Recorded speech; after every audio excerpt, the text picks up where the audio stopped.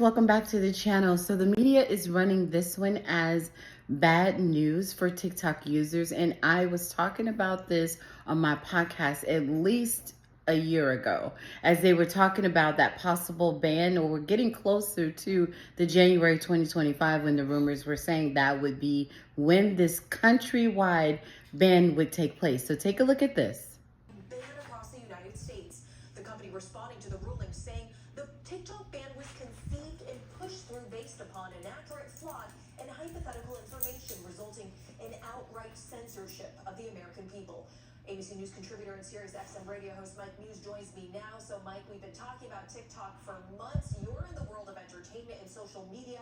A lot of influencers rely on this app for their livelihood. So what are you hearing from creators about this potential ban?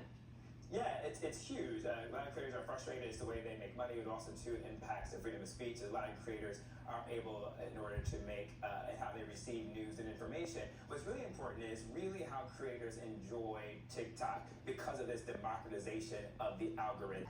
Who could afford this and who would want to buy it?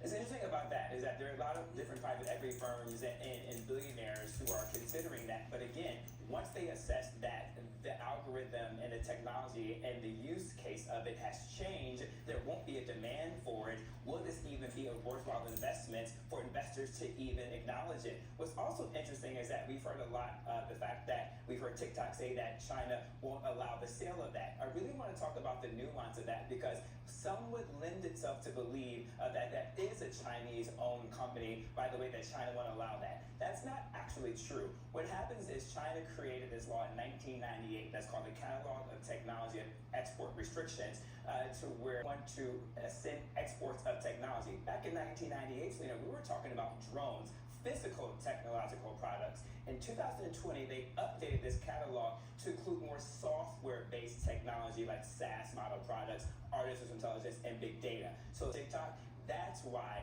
the Chinese government won't allow the sale of that, because it goes back to the 1998 law. Yeah, and it's so fascinating because they updated that in response to Trump wanting to ban it in his first term, but now he's reversed course on TikTok. Mike Muse, we're going to get much more from you. Thank you so much for joining us.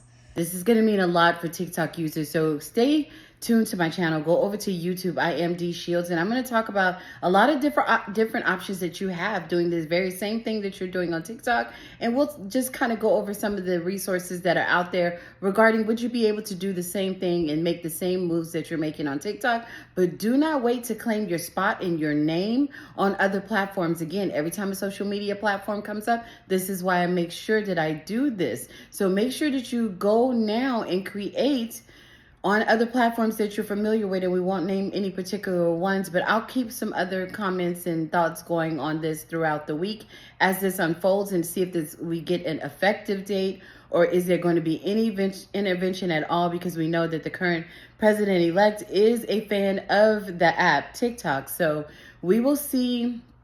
Or is he really? We never, but we will see how that goes. But just take a look at other options. Don't wait until the ban takes place, because the effective date is very hard to grasp right now. Who has the actual effective date when this countrywide ban could take place?